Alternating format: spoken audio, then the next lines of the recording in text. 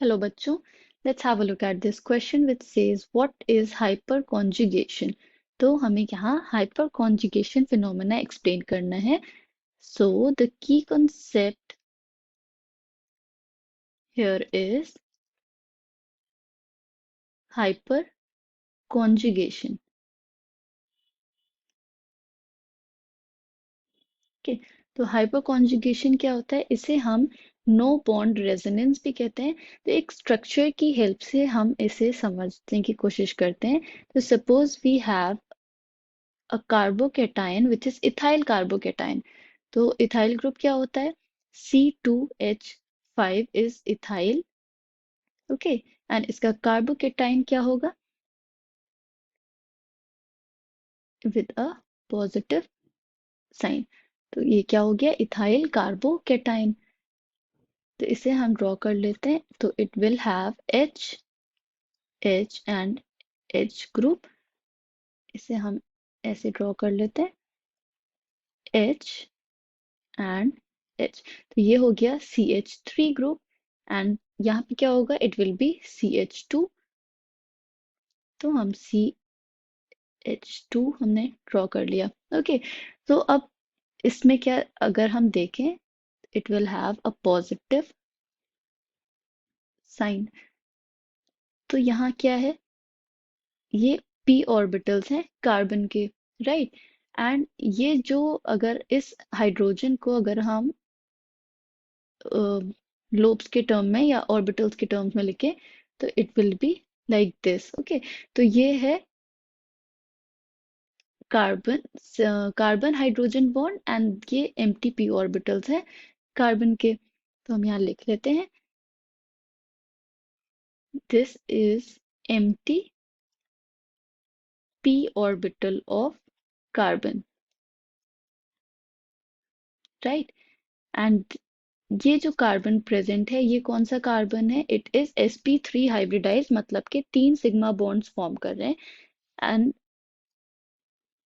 And ये hydrogen जिसको हमने ऑर्बिटल के फॉर्म में लिखा है ये सिग्मा बॉन्ड फॉर्म कर रहा है. This is a sigma bond, मतलब कि सिंगल बॉन्ड है, राइट. तो अब जो इंटरेक्शन होगा बिटवीन दिस सिग्मा इलेक्ट्रॉन्स, ये जो सिग्मा बॉन्ड के इलेक्ट्रॉन्स होंगे सी एच बॉन्ड के with the empty p orbital of carbon, इस फिनोमेना को हम क्या कहते हैं? हाइपर कॉन्जुगेशन कहते हैं.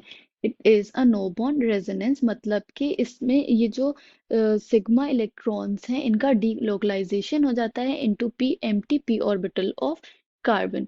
तो इस एक्सप्लेनेशन के बेसिस पे अगर हम इसकी डेफिनेशन लिखें तो it will be interaction of sigma electrons of CH bond, जो CH बॉन्ड था कौन से ग्रुप का?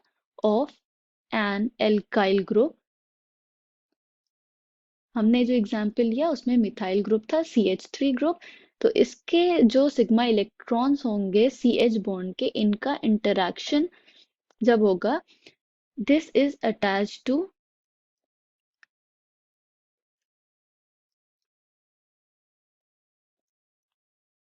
N unsaturated system.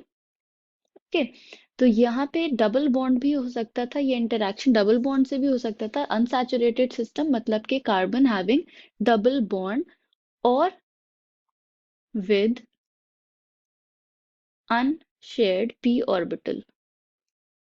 ओके, जो कि हमने जिसका एग्जाम्पल देखा कि इंटरेक्शन हो रहा था sigma electrons of CH bond of an alkyl group attached to an unsaturated system or with unshared p orbital is known as hyperconjugation, which involves delocalization of sigma electrons into p orbitals of carbon. इसे हम no bond resonance कहते हैं. It provides stability to the carbocations. Okay, so this is the phenomena of hyperconjugation. I hope you understood it well. Thank you and best of luck.